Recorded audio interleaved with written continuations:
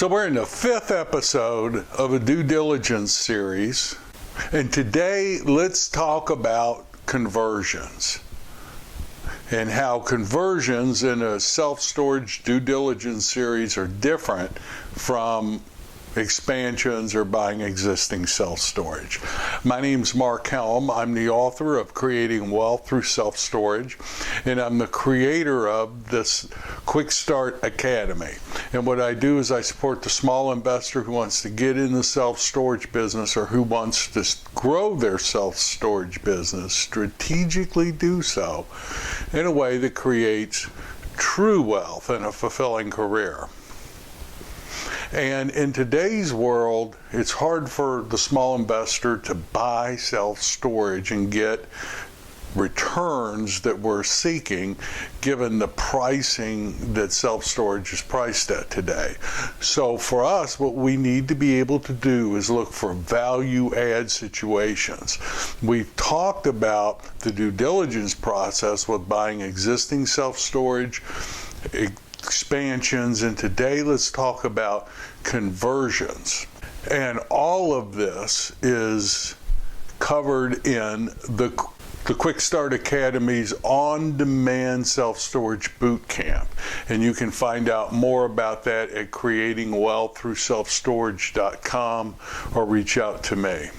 With conversions, we're going to be calling a conversion where you buy an existing building and convert its former use to self-storage. Now, in many ways, a conversion is closer to a regular commercial real estate deal than any other type of transaction or involving self-storage. In episode 291, we talked about the physical inspection process. What's different on a conversion than what we covered in episode 291 is that there's no operations to review. So everything on the second half of episode 291 is not really applicable here. And in the first part of episode 291, we always use either commercial building inspectors or commercial contractors to do our physical property assessment.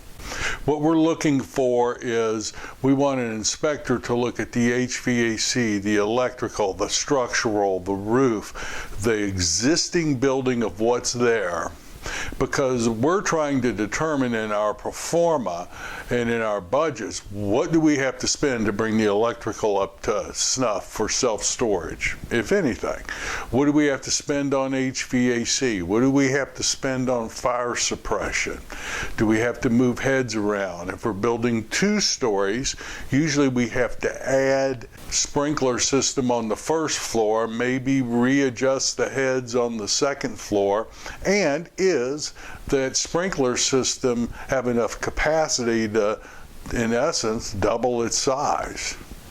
So those are all things that the commercial building inspector will look at and then advise us if we need specialists, and very often we do, to come in, HVAC contractors, fire suppression contractors, and really examine in detail those aspects of the building. Very often we've had to bring structural engineers in to tell us what walls we can demolish and not demolish as we open up an existing building for self-storage.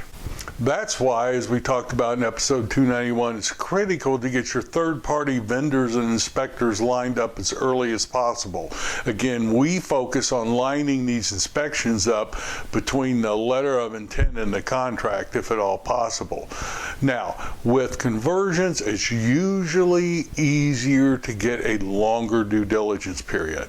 Often you're dealing with vacant buildings that may have been on the market for 6 months. So getting 45, 60 days due diligence period in a conversion is not anywhere near as difficult as it is in buying an existing self-storage facility or buying an existing self-storage facility and looking at doing an expansion. So generally we have a little more time in these opportunities to get all the inspections done that we need. Now, I love conversions. Some of our most profitable projects were conversions. And what I like them what I like about them are a number of things, but primarily I like the fact that for the calories expended, we typically create the most value. Usually these conversions are 100% or almost 100% climate control, so we're getting the maximum income we can usually get in a market. And so when we're done with that project, or we've reached stabilization, we've got an asset with a much higher income stream than a typical self-storage project expansion we may do with drive-up self-storage. I love conversions.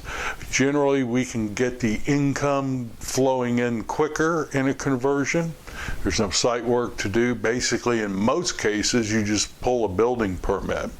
So in your due diligence, you want to check and make sure you're clear on the building permit process and what the process for getting approvals are.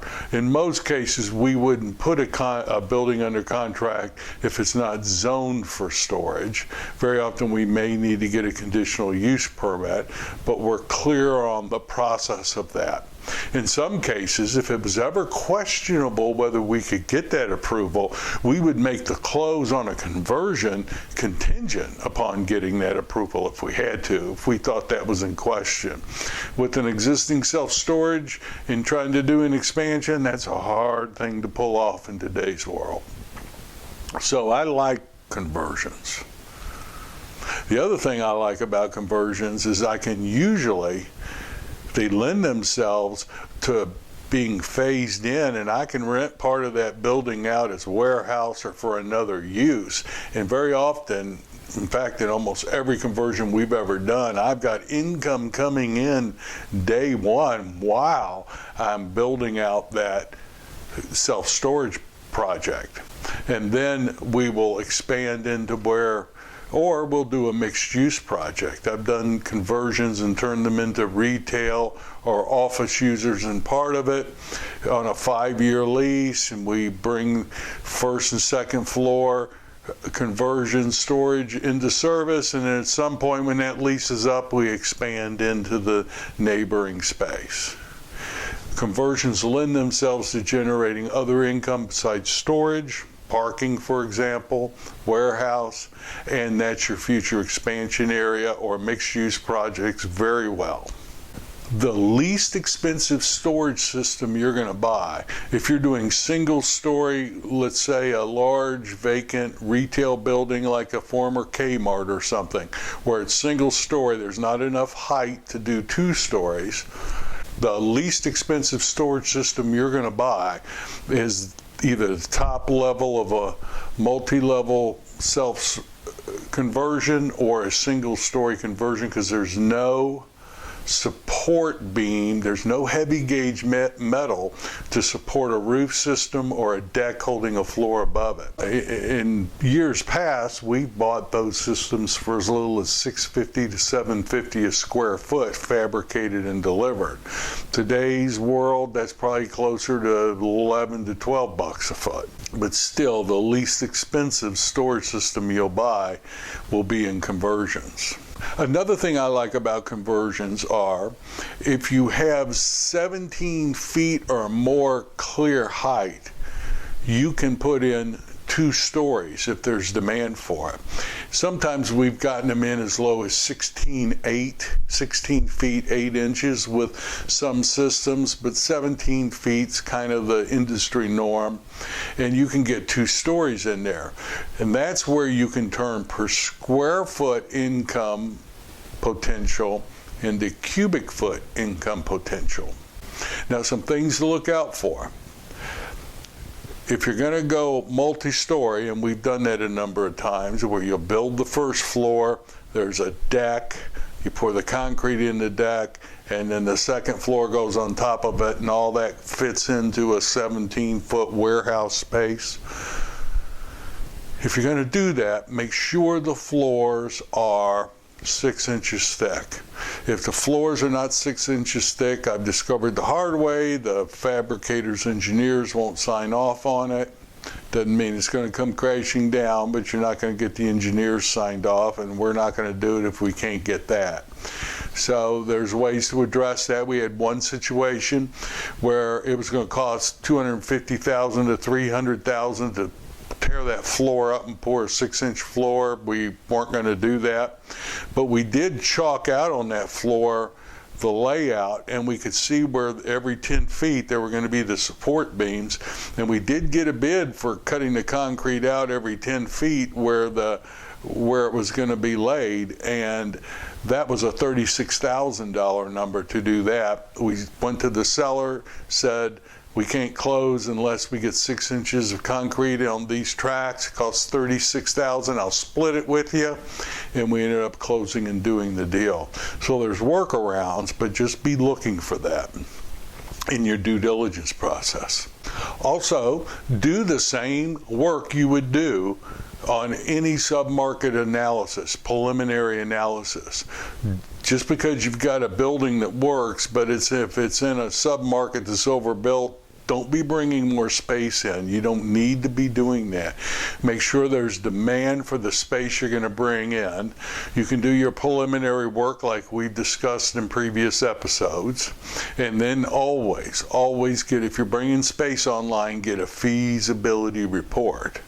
But you want to do your sub-market analysis. You're looking for all the same drivers. You want a high visibility location, as much of a retail type presence as necessary. I've bought warehouse buildings, but they've been on main drags, and we make them look like a retail store when we're done.